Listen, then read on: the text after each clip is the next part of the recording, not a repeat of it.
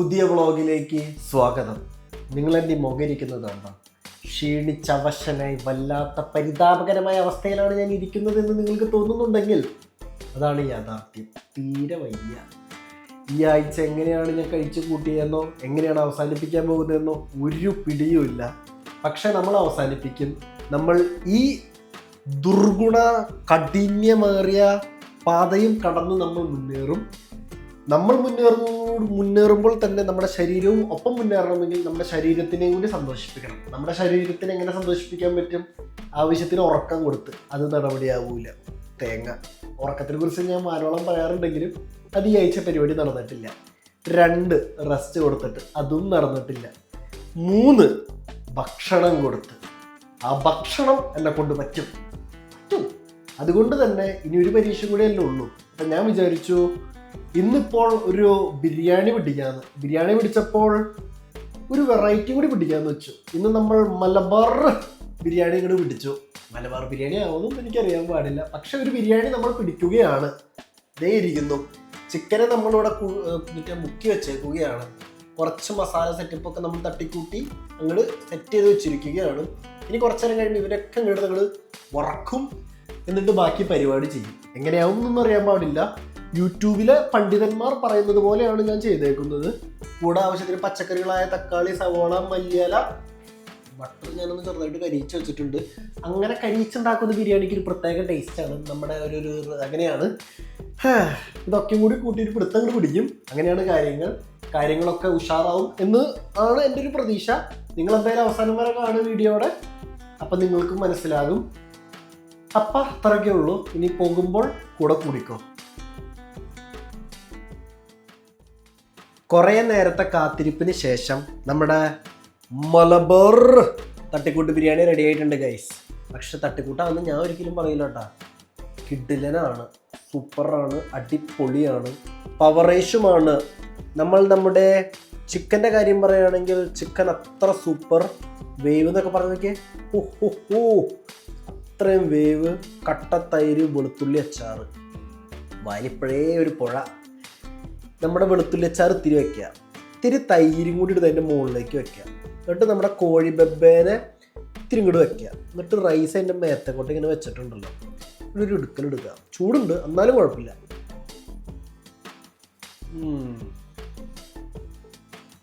Heaven. നമ്മുടെ നാട്ടിലെ ഹെവനാണ് good food. Good food makes you happy. Have ഇപ്പോഴേ ബോഡിക്കൊരു എനർജി ആയി. ഇത് കഴിച്ചു തീർക്കട്ടെ. അപ്പം ശരി, ഇനി നാളെ കാണാം. മനസ്സ് നിറഞ്ഞു, അതിൻ്റെ കൂട്ടത്തിൽ വയറും നിറഞ്ഞു. പക്ഷെ ഇത് രണ്ടും മാത്രം നിറഞ്ഞാൽ പോരാ.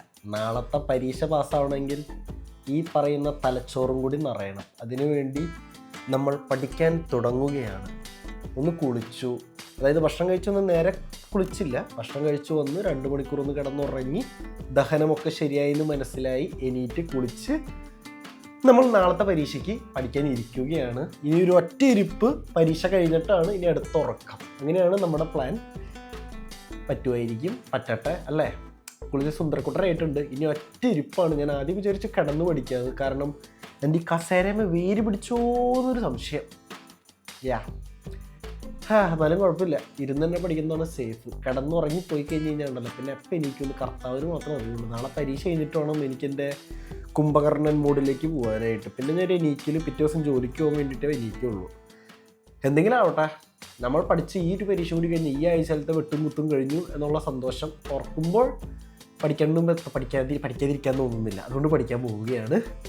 അപ്പോൾ നാളത്തെ പരീക്ഷ ഡയറ്റിക്സ്. അതോടുകൂടി ഈ ആഴ്ചത്തെ പരിപാടി കഴിഞ്ഞു. പഠിക്കട്ടെ. അപ്പോൾ നമസ്കാരം. പരീക്ഷ എഴുതാനുള്ള സമയം പിന്നെയും ആകെയാ. നമ്മൾ പിന്നെയും യൂണിവേഴ്സിറ്റിക്ക് പോകുന്നു. പഠിച്ചിട്ടുണ്ടോയെന്ന് വെച്ചാൽ കുഴപ്പമൊന്നുമില്ല. കൂടുതലായിട്ടും പാസ് ക്വസ്റ്റ്യൻസ് ആണ് നോക്കിയേക്കുന്നത്. പാസ്റ്റ് ഇയർ ക്വസ്റ്റ്യൻസ് മതിയാവുമെന്ന് നമുക്ക് പ്രതീക്ഷിക്കാം. എന്തായാലും എഴുതി നോക്കിയിട്ട് ബാക്കി കാര്യങ്ങൾ ശരിയായില്ലെങ്കിൽ നമ്മൾ അടുത്ത ആഴ്ച ശരിയാക്കും എന്നുള്ള പ്രതീക്ഷയിൽ മുൻപോട്ട്. പിന്നെ ഇന്നലത്തെ പരീക്ഷയെ കുറിച്ച് പറയുകയാണെങ്കിൽ അത് നമ്മൾ പാസ്സായിട്ടുണ്ട് കേട്ടോ. സന്തോഷം.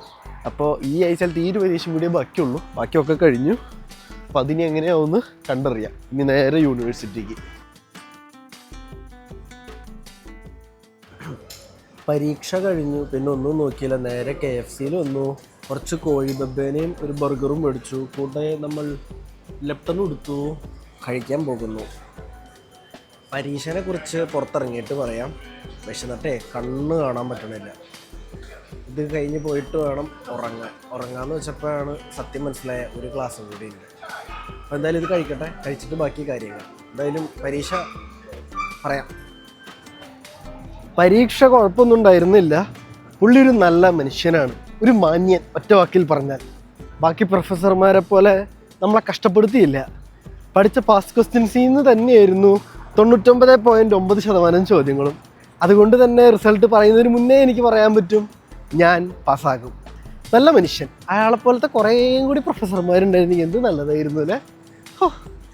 അതുകൊണ്ട് തന്നെ ഇത്രയും പഠിച്ചത് വെറുതെയായി എന്നുള്ളൊരു ചെറിയ ഇതുണ്ടെങ്കിലും ക്വസ്റ്റ്യൻ പേപ്പറും ഉത്തരങ്ങളും നമുക്ക് ഓൾറെഡി അറിയാവുന്നത് കൊണ്ടും ആകെ മൊത്തത്തിൽ ഒരു സുഖം. അപ്പം അങ്ങനെയായിരുന്നു പരീക്ഷയുടെ കാര്യങ്ങൾ. ഫുഡ് കഴിച്ച് കഴിഞ്ഞപ്പോൾ ഒരു ആശ്വാസം. കാരണം നമ്മൾ പരീക്ഷയ്ക്ക് വേണ്ടി ഫുൾ ഫോക്കസ് ചെയ്തിരുന്ന് പഠിക്കുമ്പോൾ ഭക്ഷണം അവിടെ ചെറുതായിട്ട് അങ്ങനെ ഇങ്ങനെയൊക്കെ സ്കിപ്പായി പോവും. എങ്കിലും നമ്മൾ പറ്റാവുന്ന രീതിയിലൊക്കെ ലക്ഷറി ആയിട്ട് കഴിക്കും. അപ്പോൾ ചെറുതായിട്ട് സ്കിപ്പായി പോയത് കഴിച്ചു. ഒരു സമാധാനം. പിന്നെ നമ്മൾ അടുത്ത ക്ലാസ്സിൽ പോകാൻ പോകണം, അവിടെ പ്രത്യേകിച്ചൊന്നും നടക്കാനില്ല. ഇത്രയൊക്കെയാണ് ഈ വ്ളോഗിൽ എനിക്ക് പറയാനുള്ളത്. ഇനി എന്തെങ്കിലും ഒന്ന് സംഭവിക്കുകയാണെങ്കിൽ കാണിച്ചു തരാം. അതല്ല ഇനിയൊന്നും ഇല്ലെങ്കിൽ ഇതായിരിക്കും ഈ വ്ളോഗിൻ്റെ അന്ത്യം. അവസാനമായിട്ട് ഞാൻ ഒന്ന് പറഞ്ഞേക്കാം, ഈ ആഴ്ച നടന്ന എല്ലാ പരീക്ഷയും നമ്മൾ പാസ്സായിട്ടുണ്ട് സക്സസ്ഫുള്ളി. അപ്പോൾ ശരി, ബൈ. നമ്മുടെ ലൈഫിലെ ഏറ്റവും പ്രഷ്യസ് ആയിട്ടുള്ള ഒരേ ഒരു സാധനമേ ഉള്ളൂ, ടൈം. കാരണം എന്താണെന്നറിയോ, നമുക്ക് ആകപ്പാടെ കിട്ടണം 10,000 ചില്ലോൻ ദിവസത്തിൽ നമുക്ക് ആകപ്പാടെ തിരിച്ചെടുക്കാൻ പറ്റാത്ത ഒരേ ഒരു സാധനം. ബാക്കി സാധനങ്ങളൊക്കെ എങ്ങനെയെങ്കിലുമൊക്കെ തട്ടിൻകുട്ടിയാലും പിടിച്ചെടുക്കാൻ പറ്റും, ഈ ഒരു സാധനം പറ്റില്ല, ടൈം. അപ്പോൾ പരമാവധി യൂസ് ചെയ്യേണ്ട ഒരു സാധനം. ഇപ്പം കഴിഞ്ഞ് പോകണ ഓരോ മൊമെൻറ്റും അത് ഉപയോഗിച്ചില്ലെങ്കിൽ പിന്നെ തിരിച്ചു കിട്ടില്ല. അല്ലെങ്കിൽ പിന്നെ വല്ല ടൈം മെഷീൻ ആരെങ്കിലും കണ്ടുപിടിക്കണം. അതെന്തായാലും ഈ അടുത്ത കാലത്തൊന്നും നടക്കാനും പോണില്ല. അതുകൊണ്ട് തന്നെ നിങ്ങൾക്ക് ഇപ്പോൾ ഉള്ള ലൈഫിലെ ഓരോ സെക്കൻഡും ഓരോ മൊമെൻറ്റും അതിൻ്റെ മാക്സിമത്തിൽ അടിച്ചു പൊളിക്കുക. ഇപ്പം എനിക്കാണെങ്കിൽ ഈ 24 മണിക്കൂർ തികയാത്ത അവസ്ഥ. എങ്ങനെയാണെന്ന് അറിയാൻ പാടില്ല, പക്ഷേ എനിക്ക് ഇത്തിരി കൂടി സമയം ഉണ്ടായിരുന്നെങ്കിൽ എന്ന് ആലോചിക്കാറുണ്ട്. പക്ഷേ എങ്ങനെ ഞാനത് യൂസ്ഫുള്ളാക്കി എടുക്കുന്നു എന്ന് വെച്ച് കഴിഞ്ഞാൽ പരമാവധി കാര്യങ്ങളൊക്കെ ഒന്ന് കൺട്രോൾ ചെയ്ത് പിടിച്ചു കഴിഞ്ഞാൽ എല്ലാ കാര്യങ്ങളൊക്കെ എങ്ങനെയൊക്കെയോ എത്തി പോകുന്നു. അപ്പം നിങ്ങളും ടൈം വെറുതെ വേസ്റ്റ് ആക്കുന്നവരാണെങ്കിൽ പരമാവധി യൂസ്ഫുള്ളാക്കാൻ ശ്രമിക്കുക. പെട്ടെന്ന് പറ്റുമെന്നല്ല, പക്ഷെ ശ്രമിക്കുക. കാരണം ഒറ്റ ലൈഫ്. നിങ്ങൾ വേണ്ടാന്ന് വെച്ചാലും ടൈമും ലൈഫും അങ്ങ് പോയിക്കൊണ്ടേയിരിക്കും. പോണ സാധനം തിരിച്ചും വരില്ല, മനസ്സിൽ വയ്ക്കുക. അപ്പം ശരി, നമ്മൾ പല കാര്യങ്ങളും ചെയ്യണം, പല കാര്യങ്ങളും പ്ലാൻ ചെയ്യും. എല്ലാം എല്ലായ്പ്പോഴും കറക്റ്റായിട്ട് നടക്കും ഇല്ല. അപ്പം നമ്മൾ എന്ത് ചെയ്യണം? എപ്പോഴും ഒരു പ്ലാൻ ബി സെറ്റ് ചെയ്ത് വെക്കണം. ഇന്നിപ്പോൾ ഞാൻ കുറേ കാര്യങ്ങൾ ചെയ്യണമെന്ന് വെച്ചു, പക്ഷേ സ്ട്രെസ്ഫുള്ളായ ഒരാഴ്ചയ്ക്ക് ശേഷം എനിക്കൊന്നും ചെയ്യാനുള്ള എനർജി ഇല്ല. Mentally I M drained completely. Physically ആരോഗ്യം പോലും ഇല്ല. പക്ഷെ ചെയ്തു കൂട്ടാൻ ഇനിയും കുറേ കാര്യങ്ങളുണ്ട്.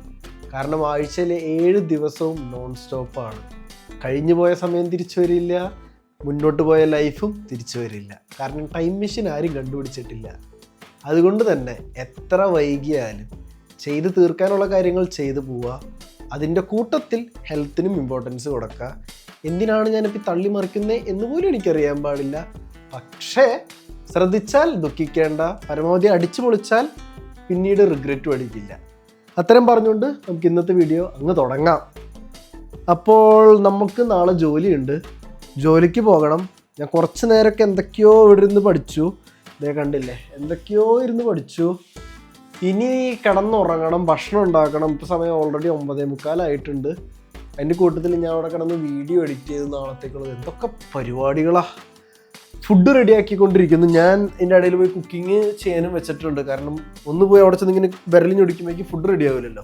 ഇതിൻ്റെ കൂട്ടത്തിൽ ഫുഡും റെഡിയാക്കാൻ വെച്ചിട്ടുണ്ട്. നാളെ മീമിയാണ് ഗൈസ് നമ്മുടെ സ്പെഷ്യൽ. ഇതേ കണ്ടില്ലേ, നമ്മുടെ മീമി അവിടെ കുക്കായിക്കൊണ്ടിരിക്കുന്നു, വറുത്തുകൊണ്ടിരിക്കുന്നു. കൂടി അതേപോലെ ചോറ് അതിനകത്തുണ്ട്. റെഡി ആവട്ടെ, എല്ലാം റെഡി ആവട്ടെ, എല്ലാം സെറ്റാവും. ഇതാണ് ഇന്നത്തെ കാര്യങ്ങൾ. ഇനി നാളെ ജോലിക്ക് അവിടെ ചെന്നിട്ട് നടക്കുന്ന പോലെയൊക്കെ കാണിച്ചു തരാം. ബൈ.